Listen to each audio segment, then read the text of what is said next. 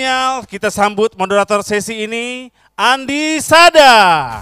Seorang Chairman Asia Pasifik Media Forum, sebuah forum yang dilakukan selama 2 tahun sekali, yang melibatkan brand owners, communication channel spesialis, publisher, dan digital trendsetter. Baik, kita panggil Andi Sada.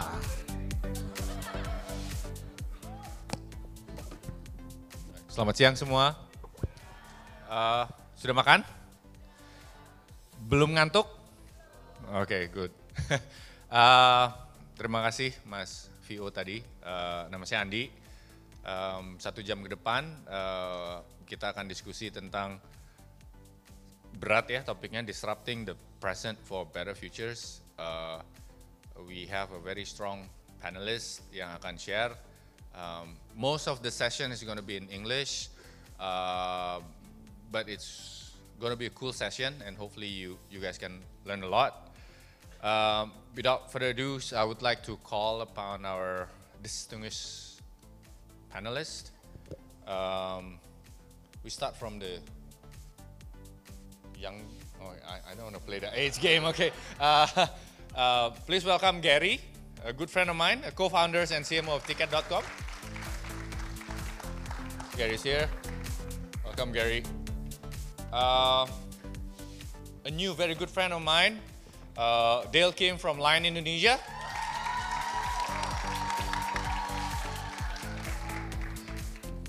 And the latest one, Michael from Through Digital and Media Platforms. Welcome, Michael.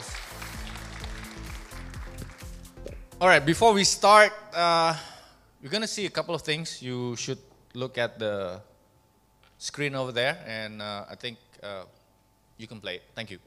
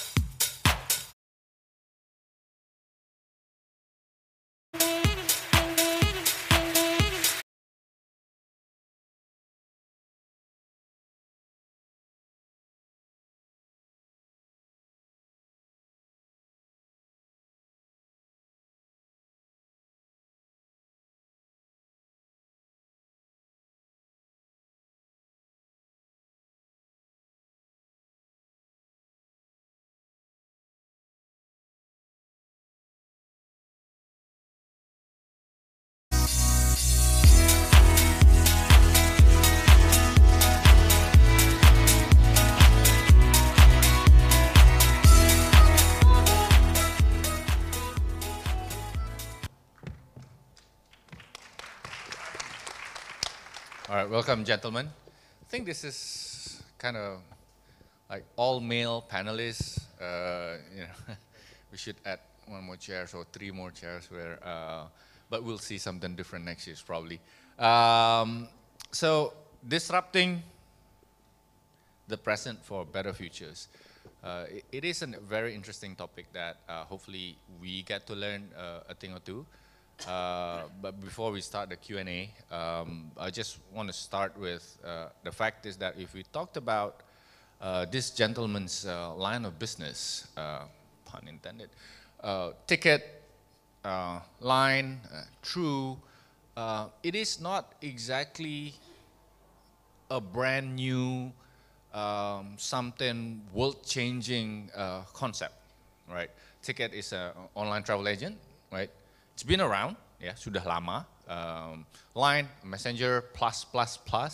It's been around for quite a while. If you are old or as old as I am, you're probably aware of Yahoo Messengers, right? It's there, it evolved to be what they are right now. None of them understand what Yahoo Messenger is. It's like, they're very young, man. And Michael, it's, publishing, breakthrough, programs, TV and everything, it's there, right? It's always there. But what this gentleman does for a living is actually to make something exist, to be better, and to them, it's important because it will determine how successful they are going to be in the future. Take Ticket, for examples. We're going to start with the Q&A. Mau pakai bahasa Indonesia atau pakai bahasa Inggris? Inggris. Oh wow, so I was wrong, I was mistaken. You pay them, Dale. Siapa dari sini yang pernah pakai tiket.com? Thank you semuanya. Okay, so I think about 80% of them has experienced ticket.com. Now, who in this room has a line account? Wow. I love you guys, yes. Oke, yang tim line Mantul. tepuk tangan. Tim tiket. Tim tiket yang mau dikasih promo code. Okay, we'll talk about it later. Gary, questions number one, Okay, right? All right. Ticket is one of the fastest growing startup in Indonesia. It's not always like that, but Ticket built literally from scratch to be what they are right now and having like a massive growth. And it is one of the most decorative too. You could tell, how you perform, how you start. And I think in a way you've disrupted the travel industry, the tourism industry. Is that enough, for the future of travels, tourisms? What do you see Ticket's ambition? What is that you want to do in, let's say, at least in the Indonesia tourism? Right. Anyway, afternoon everyone. Because the thing is, every time always in the session after lunch is always the hardest, right? Everyone's just quiet, It's supposed to be a millennial summit, it's not like some. But again, thank you for everything. But I think what we did at Ticket, back in 2011, actually it's already almost 8 years, right? So it's been a while, but the vision is actually still stay true and stay the same for the past 8 years. It's as simple as we want to activate Indonesia's tourism industries. As simple as that. And we just want to connect as many people as possible in Indonesia. Not just that, this year we want to really focus on our customer experience and customer-centric. We want to be the most customer-centric online travel in Indonesia, that's it.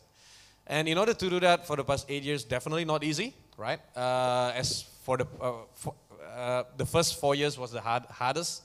After that, it gets a bit easier because of the volume. But just about a year ago, I think it's been amazing. We grow. Our company is 8 years old. Every year we grow. Last year, actually, we still grow around 300%, which is about 3 times over, which is quite amazing. I'm actually surprised too. As much as you guys, but I think that's the belief, right? The belief is that, travel is so big, but 8 years ago, it's not being realized. The potentials is just huge. Even and actually the big market, the big industry of travel itself, Indonesia still grow about 10 to 15% every year. It doesn't matter, and it's proven that it's recession-proof, it's pemilu-proof. During pemilu year, like election year like this, is actually great for us because everyone is moving around, whether they're like doing kampanye or I think they're just afraid of staying. I don't know, but they keep moving and it's good, right? But we realized one thing around 3 years ago. Everything shift that everyone started to use application, mobile apps. Right now, our transaction almost 85% coming from Ticket.com apps, 85%, which is practically did not exist just 3 years ago, right? And mostly it's because derived by the millennials. I would say the majority of the people that are using apps is millennials, and that's the reason why we try to be relevant lah. We try to be relevant to millennials, and even not just millennials. Neo-millennials. There is a new one called Zillennials, and I think there's gonna be, I don't know, Z is the last letters, unfortunately, but probably there's gonna be something even weirder after that, right? So we just have to be relevant. They're gonna with AA now, like A, B, C, A, millennials, Yep. probably. just don't listen to what Gary is saying. If you are voting in Jakarta, do not go anywhere until April 17th in the afternoon. Until Vote, after guys. the- Yeah. after the voting. Until you have your pinky Exactly. black, right? Vote. It's important. You guys are going to determine what this country, how cool this country is going to be. So 300%. Is there something that really changed in terms of strategies, how you were doing it, or it's just the market is ready? You know what? Apparently, the market is always ready. But I think it's just about the company whether we want to take the opportunity or not, right? The main difference in terms of strategy that we did today compared to, let's say, 3 years ago is actually how we acquire talents. That's basically the big change in our strategy.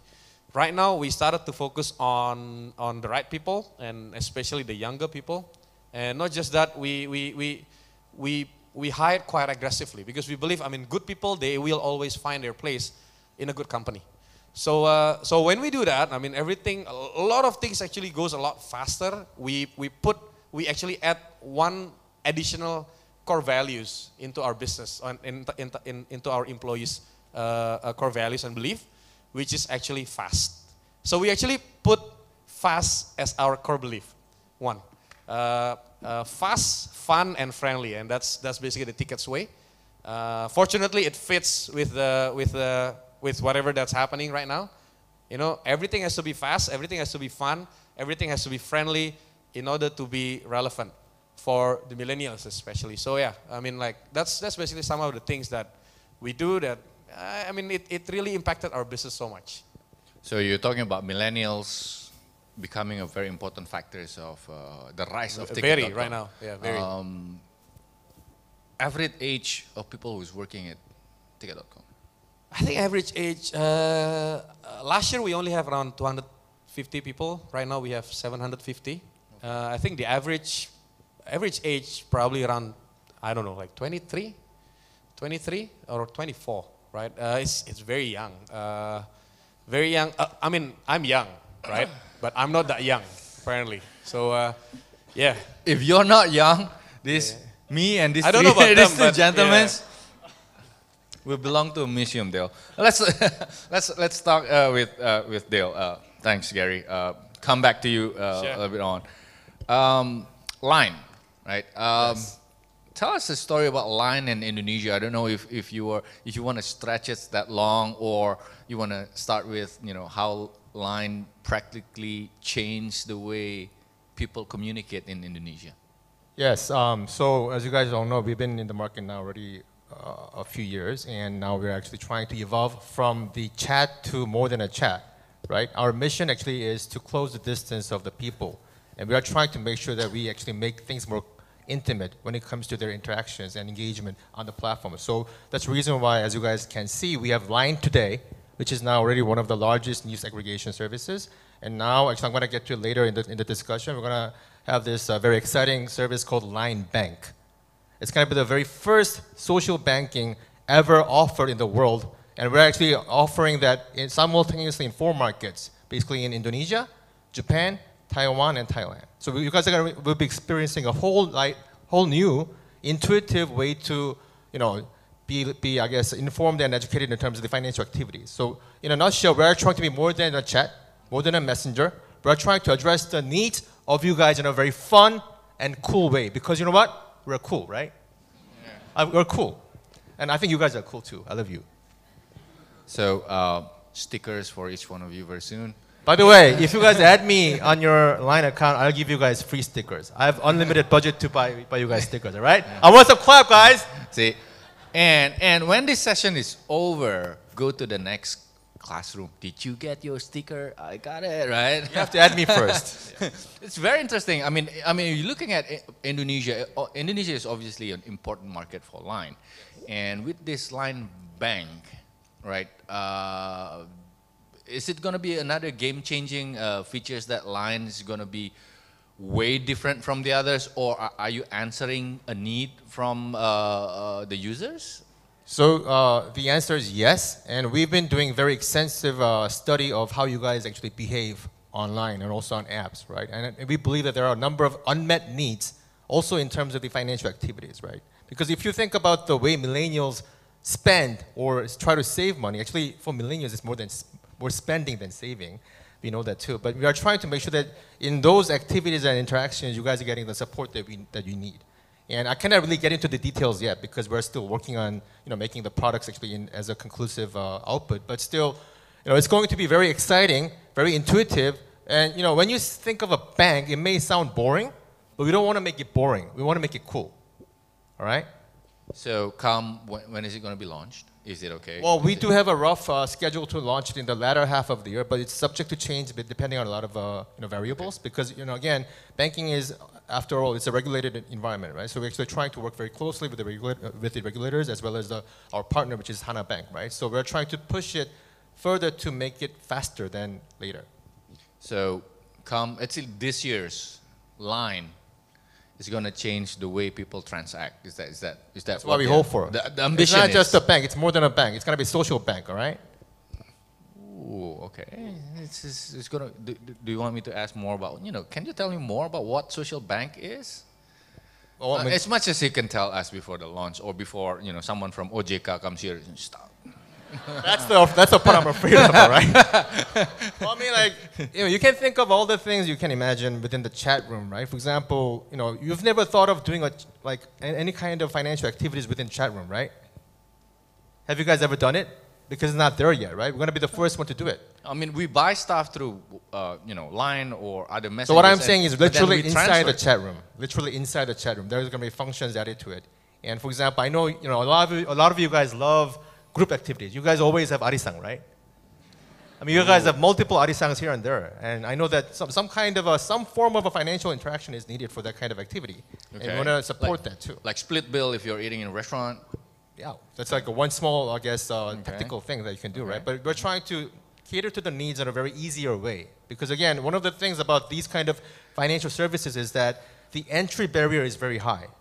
When you think of bank, you just think oh, wow, it's bank, right? But we want to make sure that we lower the bar so they can actually easily open an account. Because you know what? Often opening an account in bank actually is a very painful process for a lot of people. But you want to try to make it as streamlined and easy as possible so they can be different. That's what we're trying to do here. So you're just making, probably are going to see like the four of you and say, oh, wait a minute, ticket is going to have a sale, flight tickets to Bali, why don't we just buy it? All this happens within a chat room that you guys have. Well, it depends on ticket.com. Yeah. I need to talk to you offline about this, right? Yeah. Don't worry. Being a moderator sometimes, it's a bit tough to ensure when everybody has this interest. opportunity to interact, right? Yes. All right, let's go to, I think this is easy because I guess you guys have been using ticket. You probably have buy something with through lines, sell something, or basically have your news delivered through Line today. And Michael, right? Michael is, unfortunately, your awareness is not as high. Disclaimers, I have to ask Michael, say, okay, Michael, what is it that actually you do? So Michael, share with us, with the audience, what True is and why is it disrupting stuff? Yes, so we are a company in Thailand, and essentially we the digital arm of a bigger conglomerate called the CP Group, which is actually a conglomerate that has this 100-year-old business starting from agriculture. So kind of how do you do digital in that space, right? So we've got some businesses that are kind of more in the realm of this conference. We have a OTT video platform, etc. But we're also using technology in actually our oldest industries. So let me give you an example. Our shareholder is the #2 largest chicken producer in the world. Lots of chickens. I think it's about 10 million per day, if I'm not wrong. We're working with about 1 million contract farmers in Thailand. If a disease breaks out in a farm, that's a disaster for the farmer, because essentially, if he loses his entire production, and typically that means a catastrophe for the family for that year. The title of this session is Disrupting the Present for a Better Future, and I think technology plays a key role in that. So for example, we're applying artificial intelligence to identify how do you predict when a disease is going to break out. How can you basically use technology for a farmer to understand something is going on that he hasn't seen with his eyes? And this is kind of some of the things that we do. It's kind of, we understand kind of how technology, whether it's artificial intelligence or digital or Internet of Things, can be applied across a number of areas, and particularly the number of areas that we as a group are strong in. Talked about AI there. It's pretty interesting, but not just the AI and the technology part. You are also disrupting the way the Thais experience entertainment, right? That's right. I'm just looking for what you presented earlier. Yeah. So for example, we are serving millennial segments in Thailand, and one of the things that we discovered, we have a background as a media company. We've been a pay TV company for years. Millennials, they want to engage. I mean, that's why we have this conference. They want to engage with our content, and so last year we basically experimenting by embedding chat into our video streams, and without doing anything, essentially, suddenly, like, about 20% of our audience started to chat. Like, for example, we had the World Cup live, and we had millions of people chatting while watching the stream. We've been building multiple choice kind of questions in programs, like, you have a music competition, and you kind of, you can ask the audience real time, which of the artists do you like and why, and actually 25% of the audience starts to engage. So I think it's again another example that we're at a point in time where technology is creating a completely non-linear shift. So it's a totally new experience where which is tapping into the needs of the young population, which is to express themselves and not just passively sit in a sofa and watch a big television screen. This is really, really interesting. So the next question is for all three of you. It seems that despite different industry that you're in, of course, it's still within the similar realms of, I'm going to go off the script, realm of technology, right? But the one single commonalities that you guys shared is that the audience are very, very important. In fact, a lot of services were actually developed because you understand what your audience is seeking. The question is, sometimes you have to disrupt your own business because you know what the audience are wanting. I think this is the learnings that if anyone should take out of these panels is that don't be afraid to change because you know it's going to work in the end. True, it's been a pay TV probably leaders for the longest time, right? Exactly. So I think it's a good example.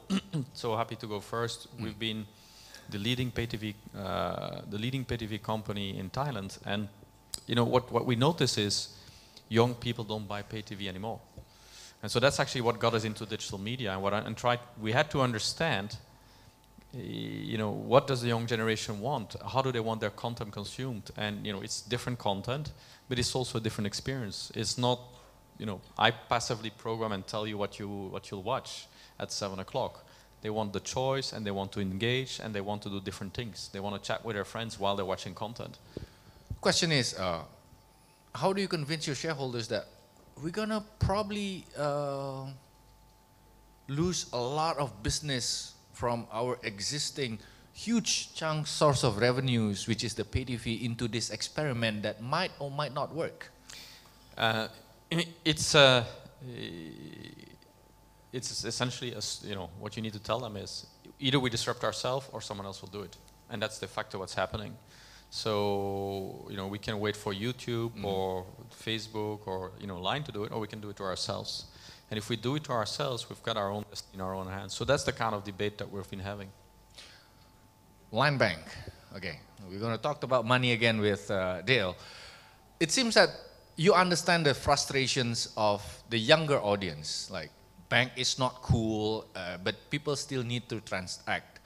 How do you come up with this decision? Line, bank, let's just do it. What sort of things that you've learned and that forces you to disrupt, if not yourself, the industry itself?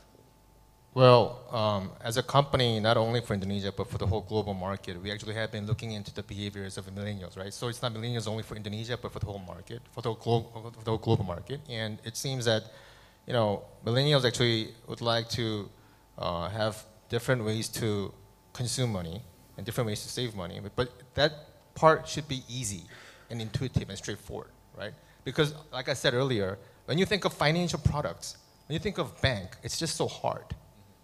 So our actually mission is to make things easier, so there is no barrier. So barrier is lower, so people can just engage and interact. I mean, that's also the reason why a lot of actually companies are now trying to get into the fintech space, right? So now you see like a infinity war happening. Everybody wants to be the winner in fintech, right? I know there are a couple of guys who are getting big, but there is no clear, winner. So we are waiting for like Captain Marvel to come out, right? And this is my analogy, right? Basically, so we're hoping that with some of the things that can disrupt the behaviors, we would like to become that one of the players who actually win the hearts of the millennials, right? And that's one thing. And further to that, me as the country manager for Line Indonesia, I've been traveling to probably all the major Indonesian cities, more than any average Indonesian, right? And because I spend a lot of time trying to understand how you guys live, how you guys eat, how you guys consume content, how you guys spend money, all that stuff. I really, really try to understand it from A to Z by experience, right? And I noticed actually the millennials in Indonesians are very outspoken, very expressive, very, I think, open, and also they're very straightforward. And also, at the same time, they have a very short-term span of the attention, right? So if things just take longer, they just leave. Do you guys agree? Yeah, you guys have, I'm not trying to criticize. It says that you guys have more, I guess, appetite for speed, right? So we're trying to cater to that. And that's not only in terms of the financial activities, but also in terms of content, which is the reason why, we also have this thing called, Line Buzz, which is mainly the platform for UGC, user-created content, right? We know that you guys are really into that stuff too. And we want to make sure that, when you post something on YouTube, you're just one of the really microscopic fish in the vast sea. But if you have something online today with our UGC platform, you're going to be exposed to millions of users immediately. So we're trying to make sure that people actually enjoy that kind of, experience too. So a lot of, again, we're talking about disrupting your own products is because you understand there is needs among the users that you are willing to go to something uncomfortable, but just might work because the audience wants it. Absolutely. Gary, 300%, man. Yeah, what sort of things or magic that you did? So I guess just want to add up. Actually, millennials in Indonesia, they have a nickname. It's called Micin, right? MSG, right? You don't MSG, know, but right? yeah, they know that. It's called Micin generation. Why? Because it's instant. Everyone wants instant, right? And I agree with you. Very short time span of attention. Our board of directors almost all are millennials. And can you imagine what happened on the directors meeting? There is no directors meeting. We just talk about this, and then the next 3 minutes we're gonna talk another thing, and then basically it's all over the place. There is no minutes. But one thing that's for sure is that we try to cram as much as we can into the time that we have, right? So the thing that we do, for example, we're seeing a big shift in terms of destinations. If you talk about travel, obviously it's about destinations, right? It used to be that the only cool destination is that if you go abroad, if you go to Japan, if you go to Aussie, if you go to Thailand and all those things. But take a look at the current millennials, especially Indonesia, right? All the cool posts in the Instagram stories and Instagram, just take a look at Instagram if you want to see people's life, right? Just take a look at their Instagram. You basically know that person, 60%, right? But basically all the upcoming and all the current cool destinations are Indonesia. So the thing with these generations, they're pride of the nations. You know, they're like very domestic oriented, which is very good for a lot of companies, especially travel companies like us, because we really push on the domestic destinations. There are lots of destinations that basically mainly came up just because they have a really good background to take a picture of. You know, like, you know, the place is crappy. I mean, nothing. But somehow there is a spot that's really good to take a picture. It can be a great destination for them. So destinations is not anymore about infrastructure. It's not about having a really big city. It's not about having a good beach, a good mountains, forest, and all those things. But destination can be anything, right? Do you guys realize that lately we have all of these exhibition in Jakarta? It's not painting exhibition. It's actually random exhibition that people don't understand, that somehow it's just nice to take picture of. You know, like, think about it. People pay to see something that really random and like really have no meaning. I mean, it's not like in picture you go, wow, this is so cool. No, it's just like, oh, this is a cool place to take a picture, and you know, they just pay. You know, what I'm trying to say is this. I mean, like, the behavior has changed so much, and that's the reason why we really push on applications. Because I mean, like, all the younger generations, they barely have any laptops or PCs. If you bring your laptop, actually, who actually has personal laptops? It's actually very minimal. Usually the laptop's coming from the work, basically from office, and you barely bring it home, right? People just use their phones to do everything, including booking your travel needs. And that's one of the reasons we're seeing massive growth. Almost all of our growth coming from apps. You know, can you imagine, like, it's coming from 60% to 85% of our revenue within just 1 year. Is amazing. And here I come thinking that apps is kind of like dying, but you're actually proving it otherwise. Not for me. Yeah. Not for any of them. We have time for Q&A if you want to ask them difficult questions, promo codes, stickers, anything. Raise your hand. Okay, 2 people, Jimmy and Mas boleh. Mike di sini. Oh, there's 3 people asking questions. Start from the lady di belakang.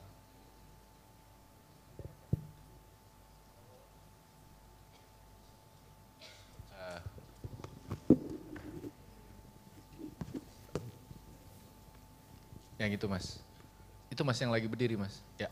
Okay. Thank you. Good afternoon. I want to ask for you, for 3 of you guys, having 15 years and 20 years experience manufacturing the technology in an apps company. How do you guys maintain the build of the stronger health workforce for the future in your maintaining the stronger workforce in your company? Thank you. How do you recruit? Okay, questions. Nanti kita let's just take all 3 and because we don't have much time. Mas Mike di sini, di depan mas, depan. Yeah. Thank you. So this is question for Ticket.com actually. What will you do if you face some saturated condition, or when the competition between your companies and also the competitors are just the same? I mean, in ticketing services, the customers find that actually all the companies in ticketing service will provide the same services actually.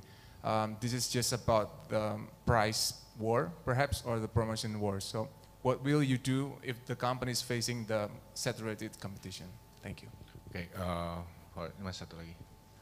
Mbak yang tadi, sorry ya, we're running out of time. Jadi Hey Andy, thanks for the time and opportunity. So I have a question for each of you. Gary, how do you ensure that your culture is of fast, fun, and friendly got seeped into the team so quickly and massively because you're hiring so fast, right?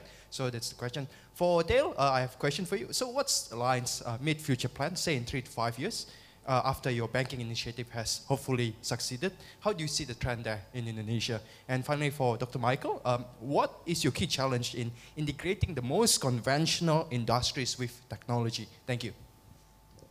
All right. Yeah, are you going to start? I think each one of these has the same problems, which is recruitment. So let's start with recruitment and then we go. So basically what happened is that last year, actually 1.5 years ago, we shift the main focus of the board of directors. The board of directors' main function, besides the strategy and all those things, is actually hiring star talents. So that's basically what we do every single day. Me and my partners, we basically just go to the market and just talk to a lot of people, getting referrals. That's what we do. But that's not enough. We have to somehow prove it. And that's the reason why we really push on the marketing and all those things, because, I mean, for millennials, brand awareness and, what do you call it, marketing in terms of recruitment is very important. And not just that, referrals is very important too, because we believe good people will refer good people, right? So we do that a lot. How to retain them, how to make them excited. So the funny thing with some of the people that I work on, really good people is actually they get stressed if they don't have enough job, if they somehow don't have the purpose, right? So we somehow have to give them more purpose, more objectives. That's why we have so many things to do. That's also another thing that's very interesting in terms of talents. But I think one of the most important part is that we keep the structure very flat. So the structure is actually very flat to the level that anyone in the company can basically just raise their hands and just say, hey, I don't like this. Or like, hey, you know what? Why don't we do this? You know, we do this all the time. I mean, all the directors, all the VPs, they're basically sitting at the same place, and we just talk in daily basis. We just make sure that everyone is comfortable and basically everyone feels like family. And not just that, but they really own the brand, that they have to be aggressive. You know, like our company's culture is very aggressive to the level that, you know, like this is our brand. You know, we will never let anyone else to basically conquer us. You know, that's what we do. We just push the brand so much, and it's coming from everyone. It becomes a real brand. Right? And also to answer your question, Matt, as well, you know, competition is actually a very good thing. You know, one of the big measurement in terms of whether the industry is good or not, whether it's scalable or not, is actually competitors. If you don't have competitors, then you're in a big trouble. It means that your industry is not good. It's not good enough. It's not enticing enough. But if you have competitors, it's great. So we have many competitors since day one. Even though we're the pioneer, we basically. The only pioneer of online travel agent in Indonesia is just Ticket.com. That's it. Because we were the first in almost every sector. We were the first that's basically disrupting the market. But we have competitors, you're right. The good thing is that first mover advantage is very important in this kind of things. And not just that, we basically went, we researched and we take a look at some of the similar markets like China and India. And even sometimes we take a look at the US and the Europe, but mostly will be China, India. The interesting part about this big online travel companies in China and India, there are a lot. There are a lot of online travel companies, but there will be only 2 or 3 big players. So our main target will be, we have to be number 1 or number 2. You know, that's basically, if we pass through number 2, then it will be very, very hard, like what you're saying. But if it's number 1 and 2, because people love choice, especially millennials, you know, like we love choices because we don't like to be told, right? We want flexibility. So that's the reason why if you have competitors, it's good, and it's actually very good for the customers as well. It's good for us because we really force ourselves every day to make sure that we're better. Our competitors also doing the same. The main benefit is coming to the customers like you guys. Seriously, man. Like, you guys have the best price right now. You guys have the best platform. You guys have the best product. And also, like, the medias get all the best TV ads and, you know, like, whatever marketing things that we do, right? So, yeah, that's basically it. Thanks a lot for the questions, by the way. All right, as for Line, I think number one, in terms of the process, we're fairly flexible and open. Like, for example, if you look at some of the colleagues working in our office, of course, we do have some standard, like an interview process, as like any other companies do. But sometimes, some of the employees actually have directly contact me on LinkedIn with his proposal. That, you know, look, a company like Line should be doing this kind of thing in Indonesia. I think it's gonna be really cool. And they actually submit a proposal, and I review the proposal. Actually, it doesn't make sense. So I want to meet the guy, and I actually hired him. Actually, he's also one of the best talents that we have in the office. So we're actually that open and flexible when it comes to hiring people. And you know what? And also, when we try to hire people, it's all about looking at the person himself, not only the caliber, right? Because we want good people with good hearts working for good cause. That's what the company is all about. If the company has to be successful, you have to have a good heart, good belief. So we can all work with a good heart and good direction and good positivity. So that's something that we really look into very seriously. So we look into human beings individually and personally. That's number one. And number two, we actually are a global company that's origin from Asia, and we have pride in that. So once you become part of Line team, you actually are part of a truly global team. So we have a lot of things going on in Japan, Taiwan, Indonesia, Thailand, and whatnot. So, you know, you often travel to these locations for, you know, multiple small and big, you know, workshops and meetings, and you get to learn a lot of things from other colleagues too, right? So that's number two. And number three, we give really, really heavy-duty responsibility and challenge for everybody, even if you guys are super young, all right? For example, right now, we have a number of Line alumni who are now taking a very senior role in both Grab and Gojek and whatnot. These companies actually are benefiting from Line because we actually train them. Now they're just hijacking them, yeah? But anyways, it's good because, you know, we're also giving good things for Indonesia with good talents, right? So basically, once you join Line, although you're a millennial youngster or young person, you'll be given super duty responsibility for a lot of serious stuff. And we are a super horizontal, flat organization. So I am actually technically the CEO of Indonesia, but I talk to everybody, and I spend a lot of time talking to every single person with my commitment. And that's really important, right? So we are trying to pay attention to everybody in terms of the millennials, because you know what? Millennials are all about attention. You guys want attention, right? Come on, look at me, look at me, look at me. I look at you. We look at you because we pay attention. That's what we do, right? So we are trying to be truthful, right? And although, you know, we're a company with only 7 years age,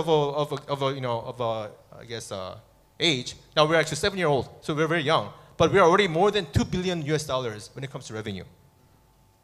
And we do spend a lot in terms of investing seriously into people too, all right? So you're part of that benefit too. And you know, if you come to our office actually is in SCBD Energy Building. We have one of the best offices in this whole Indonesia. You'll be so impressed. It's an awesome office, right, guys? We have some aligners from here, right? Yeah, everybody loves our office because it's awesome. It's better than home, all right? So we are trying to make sure that's the trick there. yeah, so people can work more. But anyways, what I want to say is that people love coming to the office because it's such a nice environment. Even for me, I love my office because it's awesome. As you can see, I really love my office. You can see it, right? It's awesome. It's mantap, mantul, huh?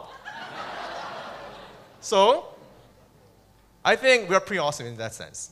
So I think you guys should be more interested in applying for us too. All right? Yeah, so I think, just to build on my two colleagues here, I mean, this is a generation, I mean, you know, it's a war for talent out there, and that's good for all of you. I mean, we've seen in Thailand, for example, you know, the salaries of software engineers or data scientists go up by 10% every year. And, you know, we have had discussions internally about how we address that, and we came to similar conclusions, which is, you know, you can play the money game, and, you know, to a certain extent you have to, but there's other things that matter for your generation. And workspace is one. I mean, this generation actually spends, you know, they're passionate about what they're doing in digital and in technology, and they spend a lot of time at the office. So one of the things that I went to our board 2 years ago and said, like, you know, we need to have a completely different workplace. So we went to WeWork in the US and we said, help us. And basically, together with WeWork, we are now building, you can look it up, it's called True Digital Park, the leading kind of digital campus in Southeast Asia, and where the idea is actually a lot of space. It's actually a park, actually, because basically the idea is our people are going to spend the majority of their time there. So this is not just about work, it's about community. They want to do, you know, we have meetups in the evenings, we have actually gyms, we have got, you know, restaurants, etc. And it's kind of one big community where you can spend, you know, your entire day, your entire life. And, you know, basically that kind of concept, work concept is new. That's one. Second is also what Dale said is, the second thing when we did some focus groups internally is we felt, you know, millennials, they want to grow as a person. So we decided that, you know, we're going to spend some of our personnel costs in a own academy. So we've got, again there, we partner with a world-class partner from the US to build our own private digital academy. Because in this day and age, you know, people need to learn all the time. Every 2-3 years, there's new mobile technologies. And so, you know, people need to kind of constantly upgrade their skills. And we're happy to make that investment if they're employees. I think just to the other question that was asked, and I'll just give a small anecdote. So, I mean, I said at the beginning, I shared that we were helping our chicken farm. So imagine the first meeting of our data scientists with the people from our chicken agri-food business, right?